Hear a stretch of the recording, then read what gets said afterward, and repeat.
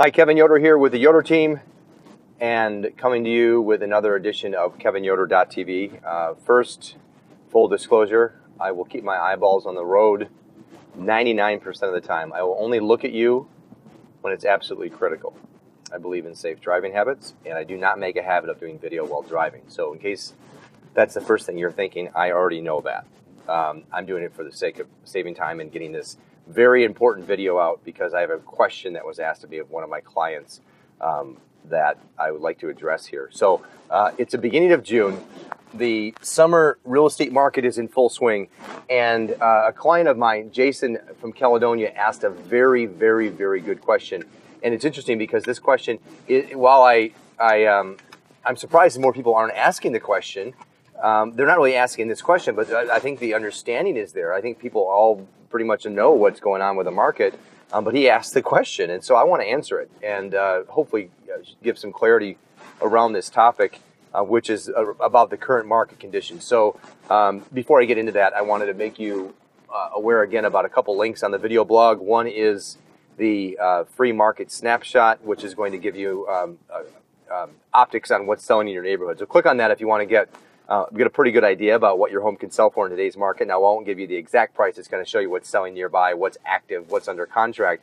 Kind of a nosy neighbor. So if you want to know what's going on in your neighborhood, click on that link. Secondly, there's so that's a free home evaluation. The second one is a free home search. Click on that if you want the same access that we do as realtors and full MLS access to all listings on the market. It's a direct feed.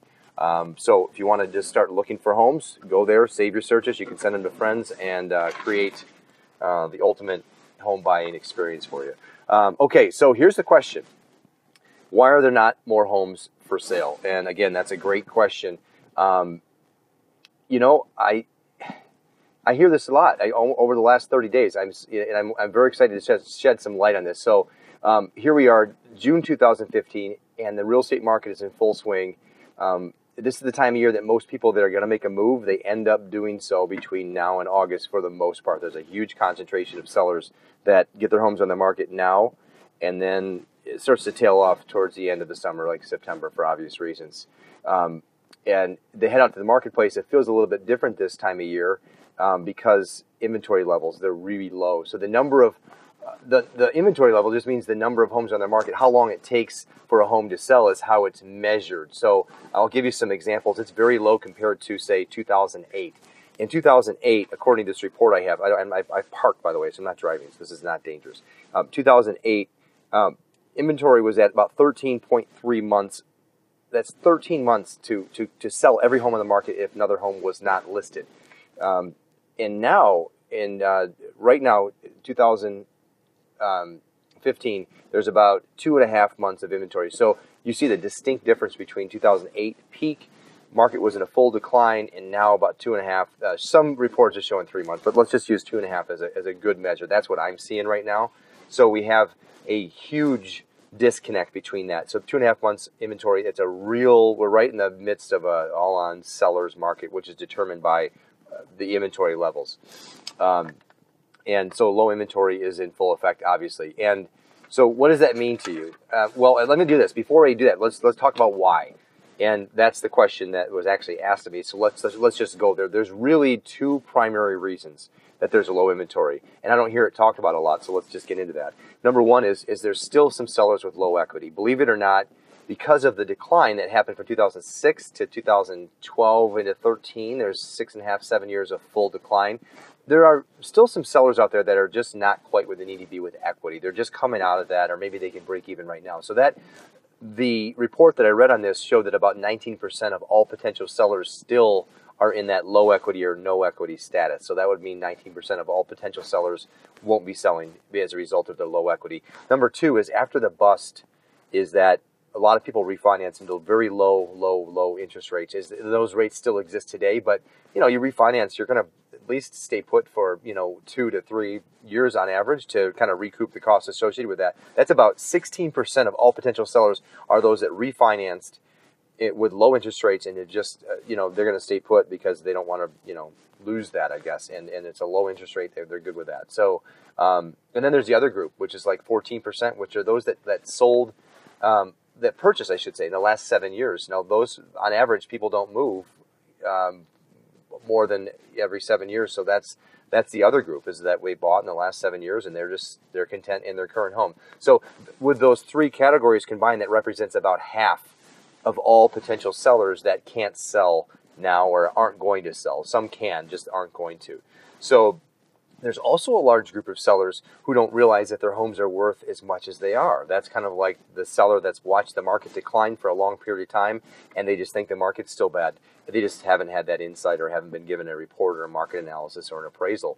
There's also another group that just is still reeling from the decline and still thinks that the market's bad. The pain they experience for losing equity it's not as it's stronger than the pleasure or the gain they would get from getting into a new home. And so that's the other thing. So the other factor that holds a lot of sellers back is that there's not a lot of homes on the market, and that kind of holds them back. So they think that they're going to be homeless. We hear them saying, hey, we want to sell, but we can't because there's nothing out there to buy. And I get that. And I think the interesting thing is that I heard that during the decline as well. So the same group of sellers that couldn't sell during the decline, it was for a different reason. It was there's no equity, and we are stuck. We're upside down. And so I think that if I'm going to offer advice to that group of sellers, and to anybody that's listening to this, is think about it like if you have two situations. One is that we can't sell because our equity is not there. We're upside down, but we'd really love to. Or we can sell now because our equity is back. We have plenty of equity. It's just that we have to do so in an environment that provides us less purchasing options. Most people would agree that at least you have the ability the capacity to purchase a new home. If you truly desire to do that, this is a better environment to do so. You have to be smarter about it. And you have to make sure that the agent you hire has the ability to get listings in front of you that are not just active market listings. There's an off-market list, and if your agent has access to that, they'll show you homes that aren't on the market, and that are people that are quite willing to sell. They just don't have it on the open MLS. So I think that that's the biggest thing to remember in this market. You're going to, regardless of condition, you're going to be on one side or the other of that. And you can't have it both ways. I hope this was helpful. And if you'd like to talk about this and how we can help you navigate through this market condition, give me a call anytime at 942-2449, or just shoot me an email. It's just, and by the way, if you want one of your questions answered, just shoot me an email, kevin@yoderteam.com. I'm more than happy to answer any questions. In fact, I'd like your question to be the next one that ends up on my video blog, so it's coming straight from the people that really want the questions answered, and I want to answer it on my next one. So we hope that you found value in this video, and we're looking forward to connecting with you in 2015. Make it a great day.